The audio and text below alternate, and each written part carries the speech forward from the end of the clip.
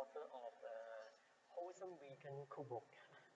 Today, we are not going to talk about cooking. We're going to tell we're going to tell stories. Um, when I actually wrote this Wholesome Vegan Cookbook, I I actually wanted to have a lot of stories in there, and I wanted this cookbook to be a really special one. Meaning, I want this cookbook that has got personal touch, and there are 64 recipes, and most of these recipes, most of them have got a story to go with it.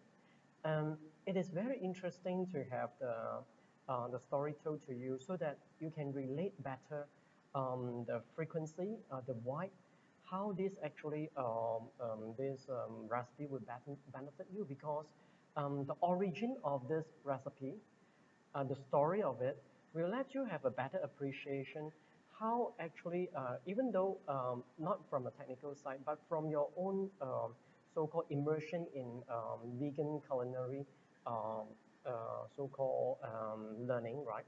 You can see you can feel, you can perceive the way I actually create recipes, and from there on you can also create your own recipe as well, because you know how these things actually come by. Actually, all these recipes, many of them come by from very small little matters at home actually. um, like I would like to today maybe I will talk about this persimmon pudding. This persimmon pudding is one of my very, very proud recipes. Let me find out where do I get this, which page am I actually looking at? Persimmon pudding at page 1602. Okay, page 162, we have this persimmon pudding.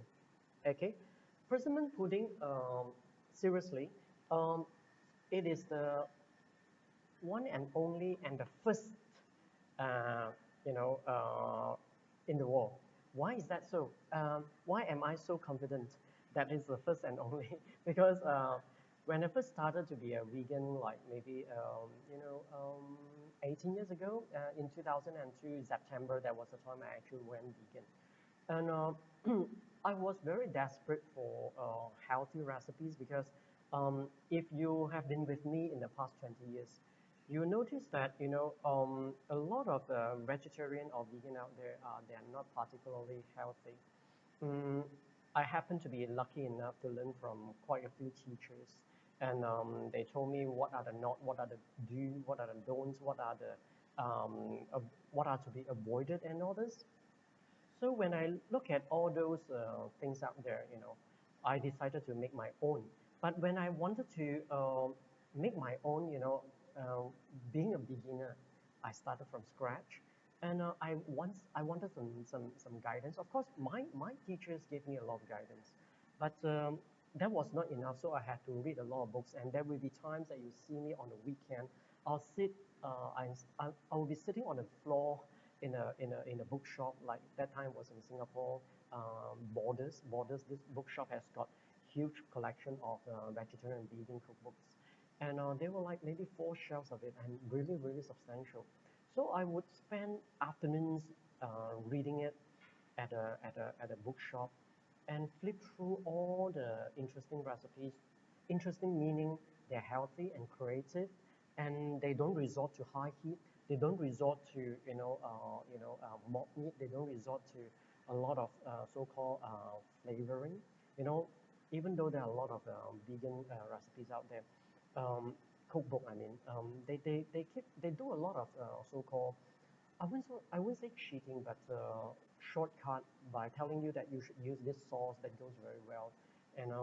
This sauce, add this in, and then it takes very give the veggie, the dish very very good taste. But I prefer not to go this path. I wanted everything from scratch at home. And one of the things that I really so-called feel very very disappointed about after reading all these books in the bookshops and all this is that I couldn't find many natural so-called sweet desserts, and many of time they are actually more like having a lot of a lot of binders, caramel, carrageenan. They may also have something like so-called this kind of what gelatin in there.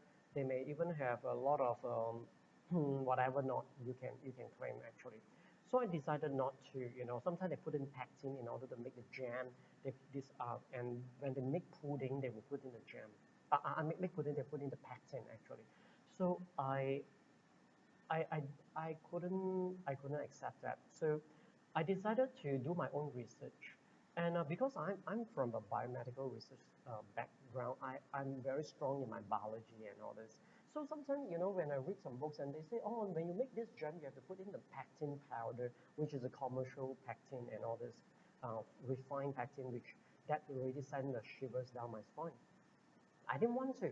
I told myself, when I'm making a jam, the fruit itself has the pectin. Why do I have to buy a so-called a fake or the unnatural refined kind of pectin and put it in? And when people are making pudding, they want them to gel, and no way. You put in pectin, you put in carrageenan to gel it, gelatin, agar-agar sometimes. Of course, agar-agar is a quite a lawful thing to put in, but this persimmon pudding here is a totally raw recipe.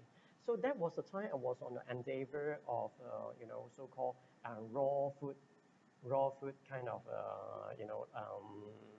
learning and all this.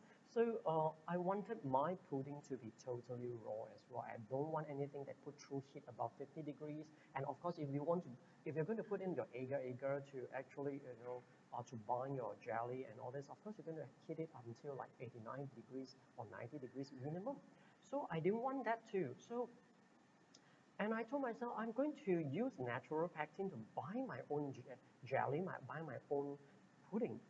And when I was like doing a lot of searching online and all this, look at fruits, which are the fruits has got the highest amount of pectin and all this, wow, I found a lot of fruits that has got a pectin, but the problem is a lot of their pectins are in the skins, like the orange, like the apple. When you skin away the apple, and then it just wouldn't be there anymore, the pectin. So and I eventually, after sieving through all the whole list of fruits high in pectin, I found persimmon. It has got a high amount of pectin. And I told myself, since it has got pectin, I'm going to blend it on its own and then let it set on its own. And that is the very, very original idea. You know, you can call it a geeky, very geeky scientific jelly here actually, pudding actually. So yeah, and to my surprise, it worked. I skin all the pudding. I skin all the persimmon and do away the seed, of course, and then put it into the blender and just whiz it up, blend into cream and pour it into a mold. And then it didn't set immediately actually, but after I put it overnight in the fridge, and the next day when I pour it out, it became a solid jelly, and that become one of my biggest encouragement in my culinary research, my vegan culinary research, based on science actually. Yeah, you call me a geek. I don't mind. I take it as a compliment. So, if you have got my cookbook, it tells you that, to make this pudding, you only need one ingredient, persimmon. You just blend it up and put it in a mold. The next day you flip it open, flip it on the plate, and then it's done. And all other things, that you see in my cookbook, it has got cashew and all this. It's just some kind of, to make this recipe a little bit more substantiated with garnishing and all this. So, when I produced this cookbook, I was warned not to make it too simple because it would seem too insincere actually. While I do agree to a certain extent, but 50% of the time, I still prefer my cookbook to be very simple because it is supposed to be practical and supposed to be easy to do.